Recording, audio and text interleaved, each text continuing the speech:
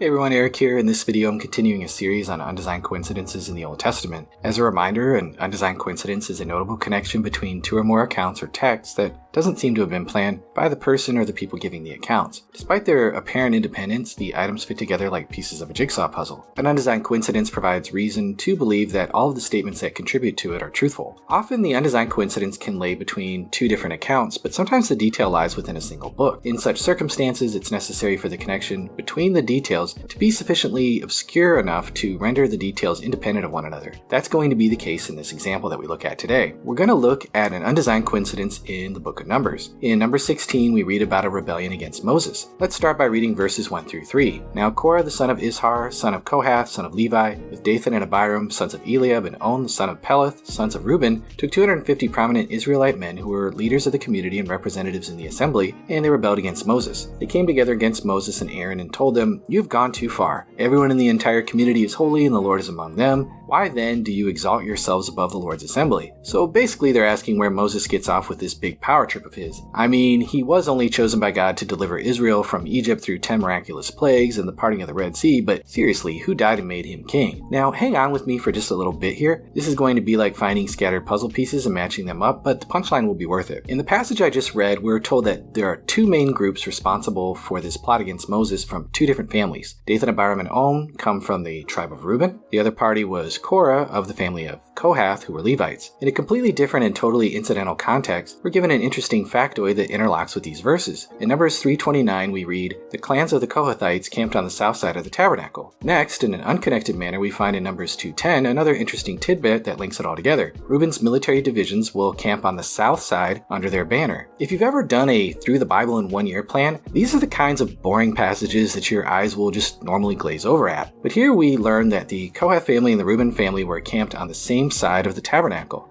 So this makes them both conveniently placed for secretly conspiring together against Moses. This subtle kind of congruity between these three passages that are scattered around in Numbers might easily escape the notice of the reader. The fact that we have to dig somewhat in order to recognize these details is evidence of it being a genuine undesigned coincidence. It would be difficult for an author to produce such a coincidence and then just tuck it away. And if a writer was clever enough to think up of an undesigned coincidence and were able to insert such a thing in the text, it would be of no benefit to them if the coincidences are not discovered for generations or was never discovered. There would be a great temptation for the writer to draw attention to the coincidence. That kind of attention drawing is what we would expect from a forger or somebody writing fiction. But there's one more undesigned coincidence here in the story. Numbers 16:25 through 34 tells us how that rebellion turned out. Spoiler alert, it didn't go well. It reads, "Moses got up and went to Dathan and Abiram, and the elders of Israel followed him. He warned the community, 'Get away now from the tents of these wicked men. Don't touch anything that belongs to them, or you will be swept away because of their sins.' So they got away from the dwellings of Korah, Dathan, and Abiram. Meanwhile, Dathan and Abiram came out and stood at the entrance of their tents with their wives, children, and infants. Then Moses said, 'This is how you will know that the Lord has sent me to do all these things, and that it was not of my own will. If these men die naturally, as all people would, and suffer the fate of all, then the Lord has not sent me. But if the Lord brings about something unprecedented, and the ground opens its mouth and swallows them along with all that belongs to them, so that they will go down alive to Sheol, then you will know that these men have despised the Lord.' Just as he finished speaking all these words, the ground beneath them split open. The earth opened its mouth and swallowed them and their household, all Korah's people, all their possessions. They went down alive into Sheol and all that belonged with them. The earth closed over them, and they vanished from the assembly. At their cries, all the people of Israel who were around them fled because they thought, 'The earth may swallow us too.'" Yikes.